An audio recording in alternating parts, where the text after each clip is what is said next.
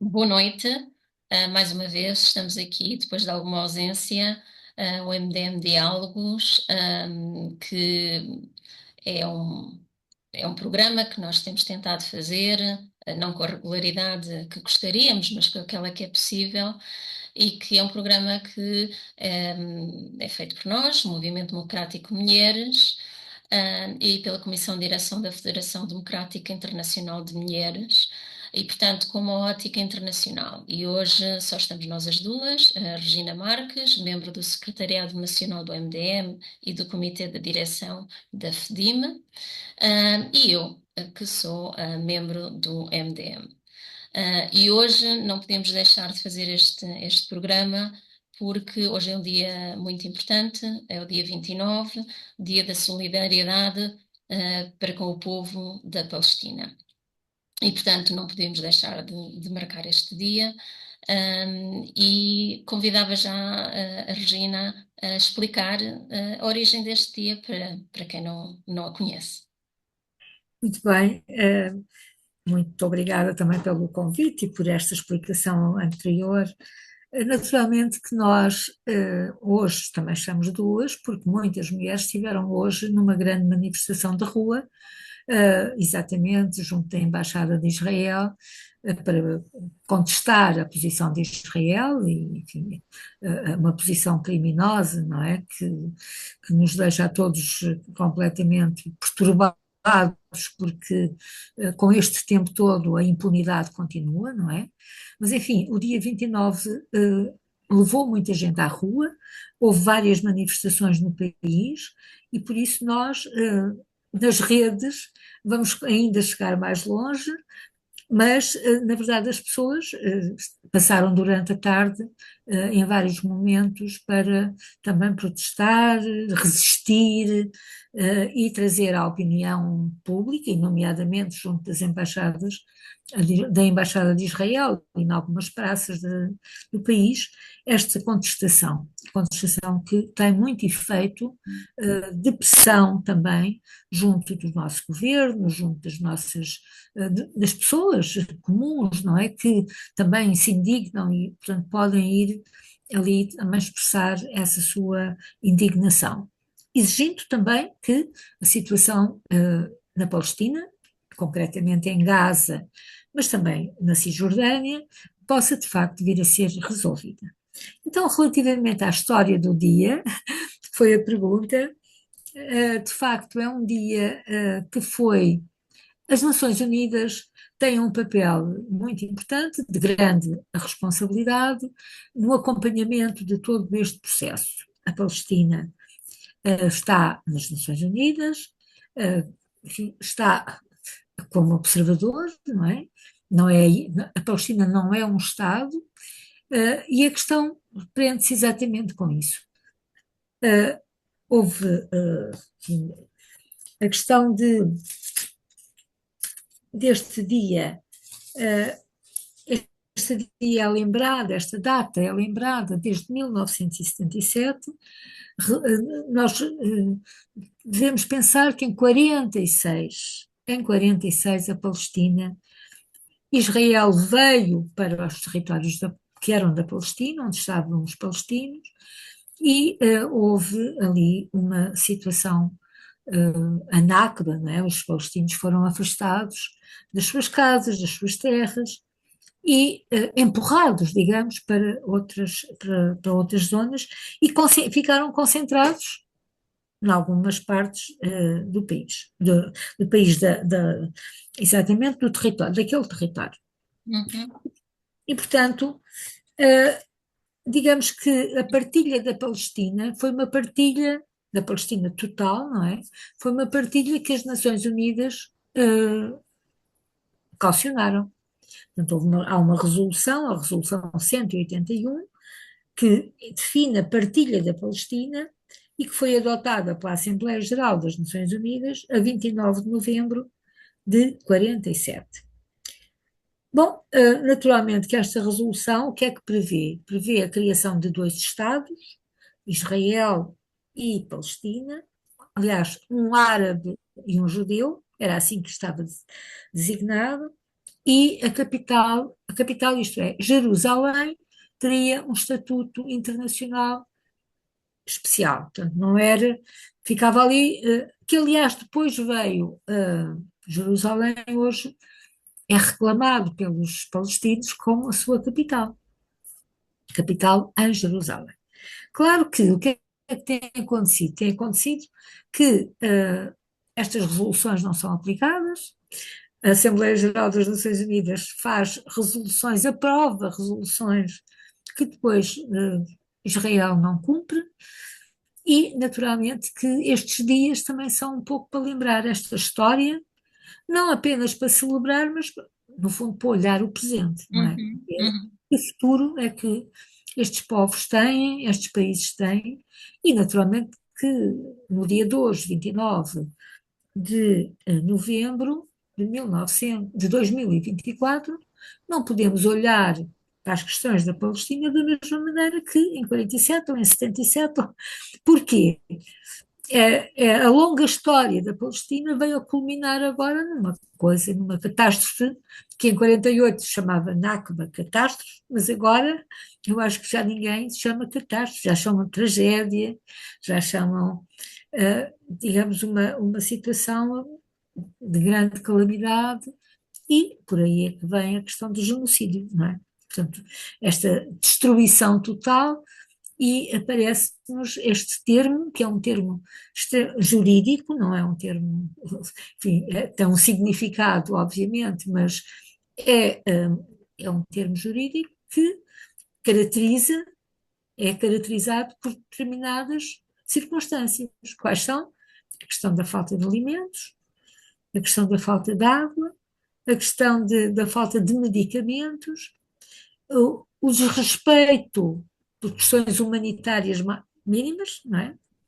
Portanto, a ofensa à dignidade humana, e, portanto, este genocídio que parece ser, e, enfim, toda a gente agora já vai dizendo que é um genocídio que no fundo está a acabar com um povo, portanto, tem uma incidência étnica, não é? Portanto, é todo o povo palestino que está a ser morto, destruído, uhum, são as crianças, são uhum. as mulheres grávidas, portanto, quase que há uma intencionalidade de Israel de matar estas camadas que podem ser reprodutoras, no fundo. Portanto, quando se fala em genocídio é mesmo isto, é acabar com um povo de várias formas elementares, básicas. Não nos dá água, não nos dá víveres para comer, não nos dá alimentos, e mata as crianças para não poderem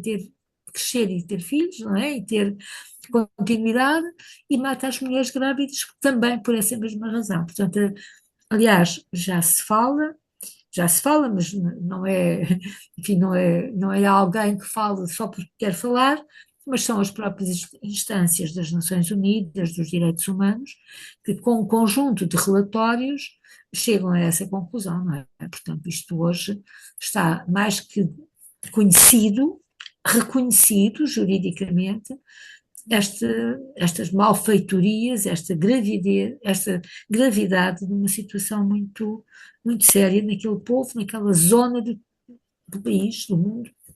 Exatamente, exatamente. É isto que tem uma história, é claro, mas Exatamente. no fundo a gente está sempre a pensar na solidariedade com este povo, porque de facto é cada vez mais premente, não é? É Sem cada dúvida, vez mais premente. sem dúvida, Regina, e creio que tocaste em vários temas importantes e eu gostava de sublinhar e reforçar alguns deles.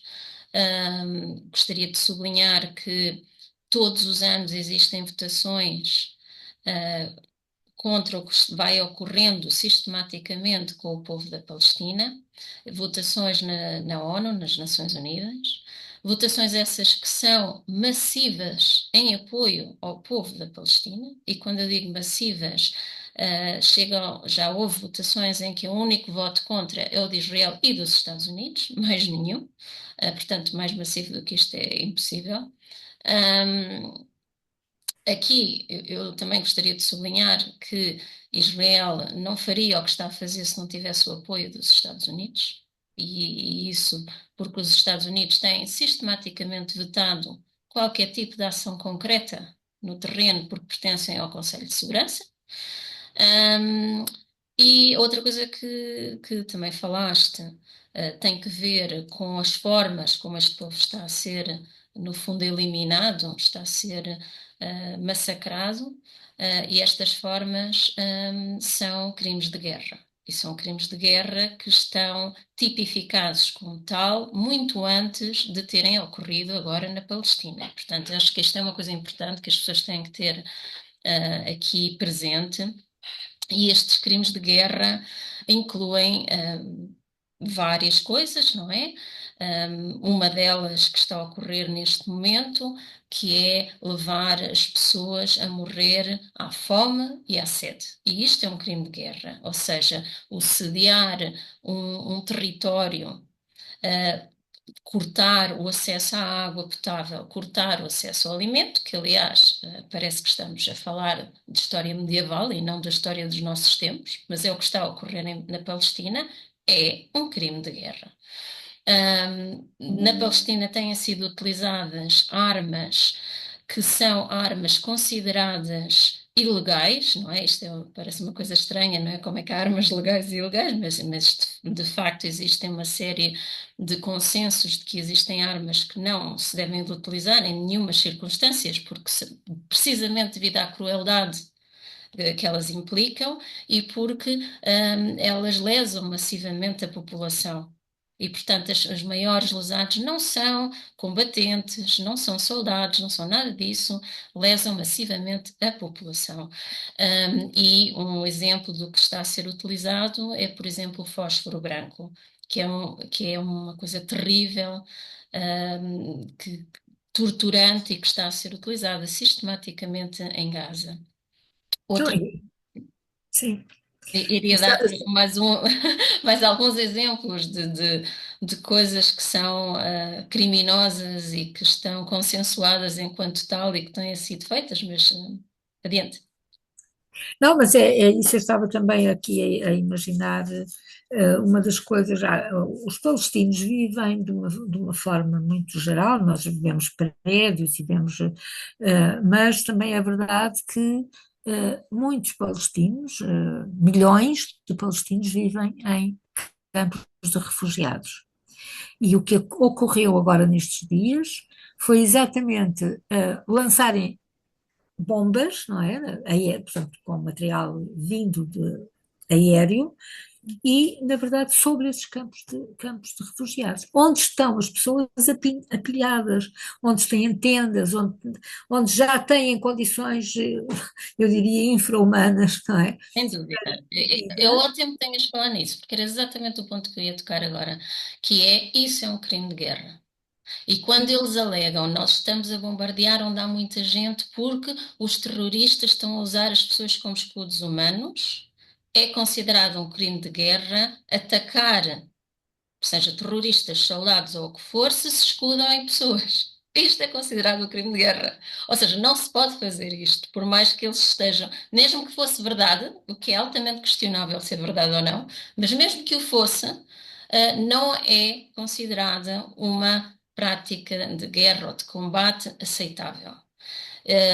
Tal e como não é considerado equiparável um exército organizado, como é o de Israel, com um movimento de defesa pela liberdade de um povo, como que são os vários movimentos ligados à Palestina. Isto não sou eu, nem a Regina que está a dizer isto, está tipificado na ONU. Os movimentos de libertação de um povo que está a ser ocupado, ou seja, num processo de colonização, são legais e legítimos. Portanto, Claro, sim, é o direito à resistência que está consignado na nossa Constituição, está, na Constituição da República Portuguesa, mas a nossa Constituição foi feita exatamente com base em documentos internacionais, não é? Portanto, não caiu aqui do céu. exatamente. São coisas internacionais e que merecem e devem merecer a nossa atenção, porque, no fundo, estas agressões, quando se fala em que estão a colidir e a violar os direitos, o direito internacional, esta é a realidade, não é? Porque há documentos que obrigam todos os Estados a cumprir. E, neste caso, até a própria ONU, e o secretário-geral fez agora também uma pequena declaração, até ele chama que já nem é só o genocídio, mas no fundo isto está a ser, o termo dele é engraçado porque é uma punição coletiva. Diz ele, é uma punição a todos os níveis. Exato. E coletiva porque, de facto, nós vemos a destruição dos hospitais, a destruição das casas, fala-se em 80% das casas destruídas. Bom, isto para dizer o quê? Para dizer que, na verdade, já há aqui uma malvadez, diria, não é? Crimes de guerra, Uhum. crimes humanitários, eh, tentativas de impedir as ONGs de fazerem a Amnistia, por exemplo, e outras organizações que estão lá para ajudar as pessoas e para tratar.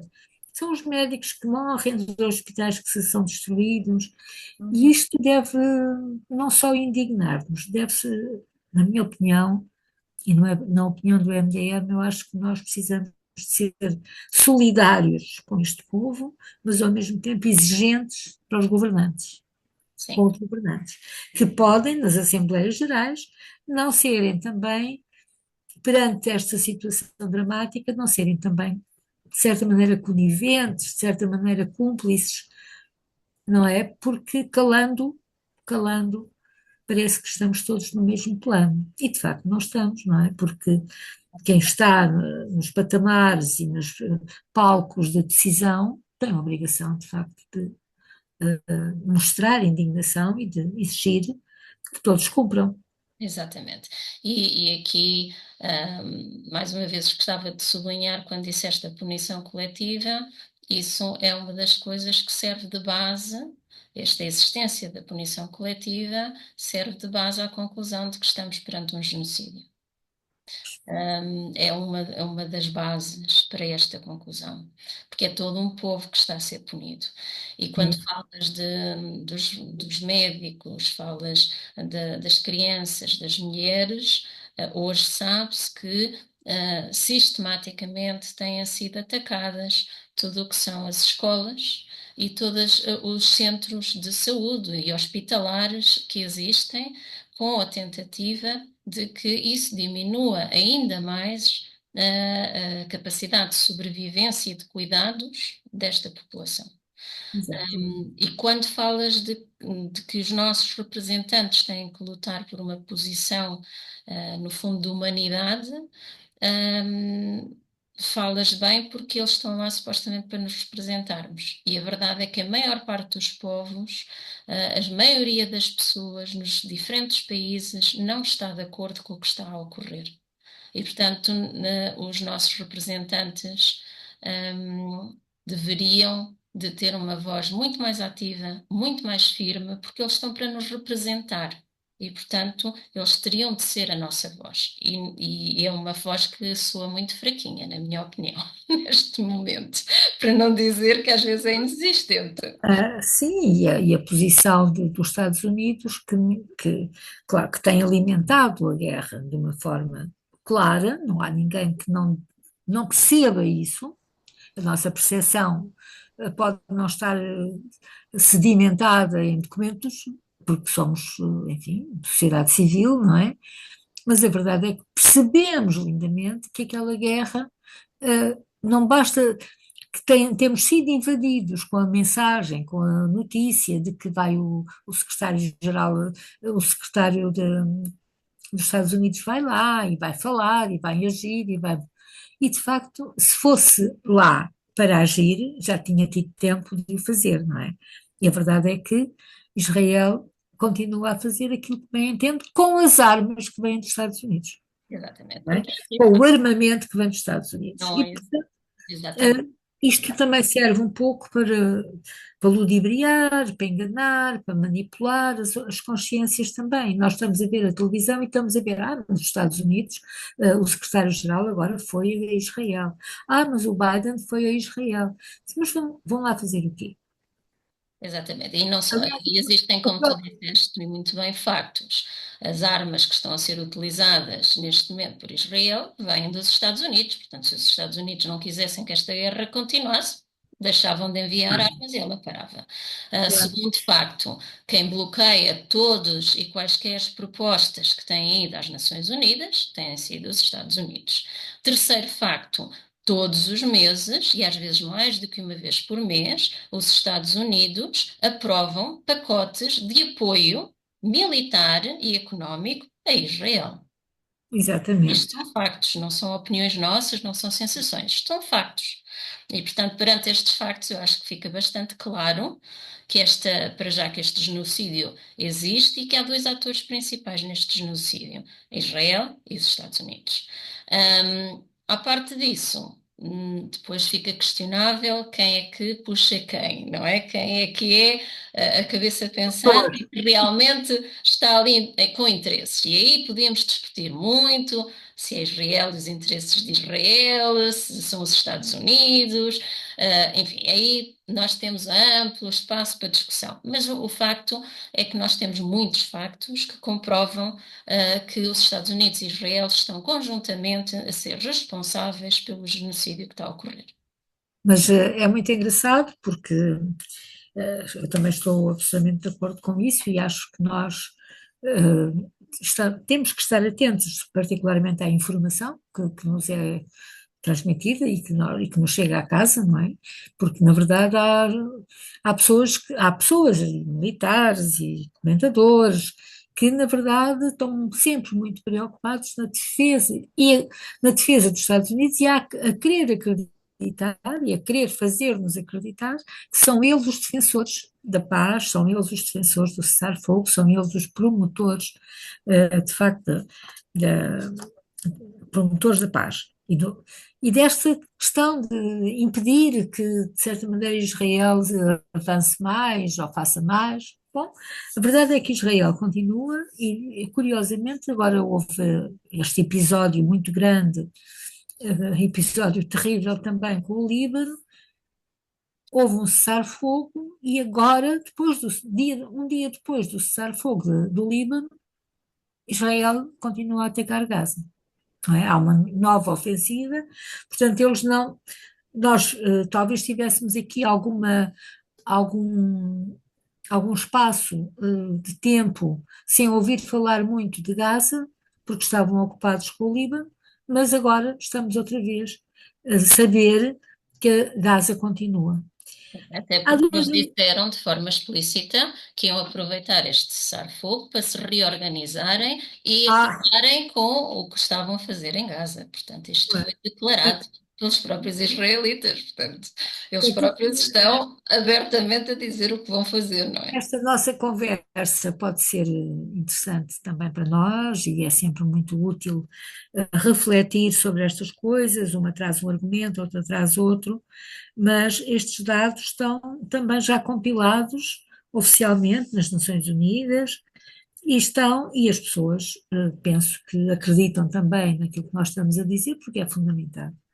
Mas também já agora, se me permites, falar um pouco há dois elementos interessantes que têm a ver com os tribunais, com o Tribunal Internacional de Justiça, Uhum. que declarou ilegal a ocupação israelita desde 67, portanto, este Tribunal Internacional de Justiça até é um tribunal que tem estado muito acompanhado e apoiado pelos países do Ocidente, digamos assim, na generalidade, e a verdade é que agora retoma esta questão publicamente outra vez, não é? Portanto, para eles, para estes juízes, para este tribunal, que é um tribunal internacional, de facto, vem novamente insistir nesta ideia. É ilegal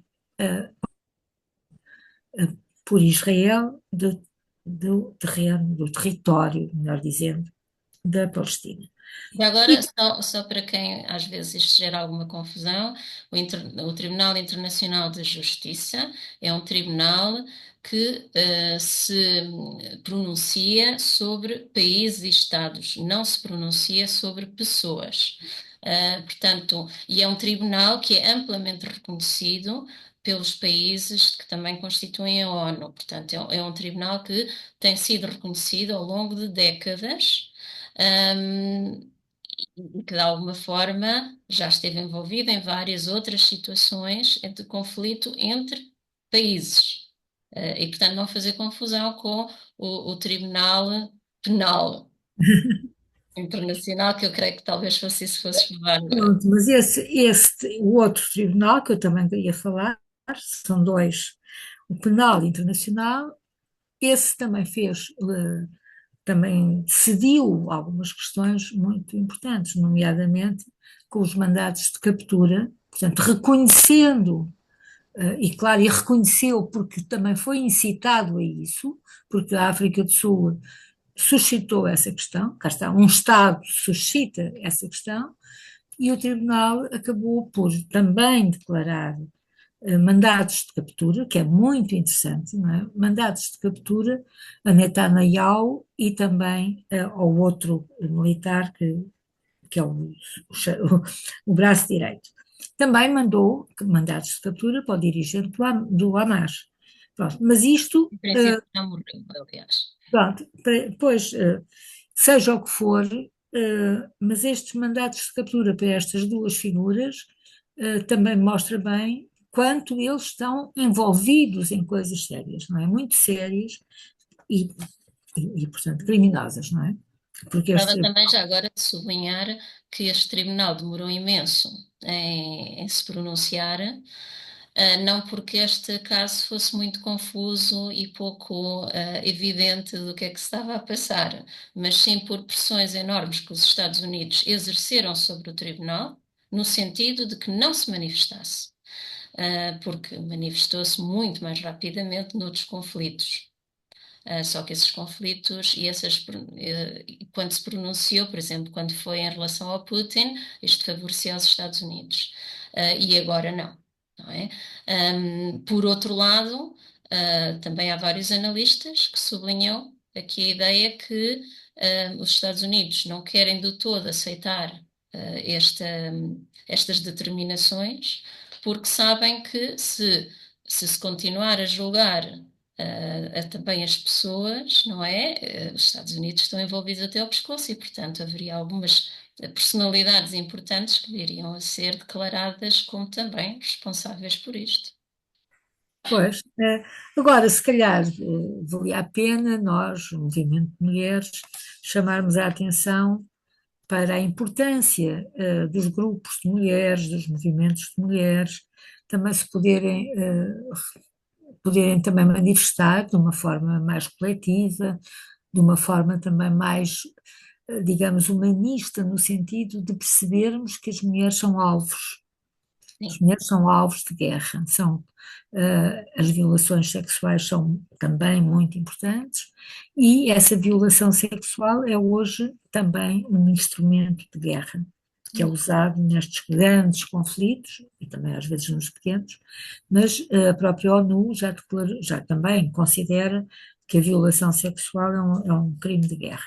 E exatamente. isto, para nós, é muito importante porque eh, as mulheres são, de facto, uma grande percentagem da população e são elas também que dão à luz, têm a alimentação, fazem viver uma sociedade, não é? E, portanto, e uma sociedade humanizada.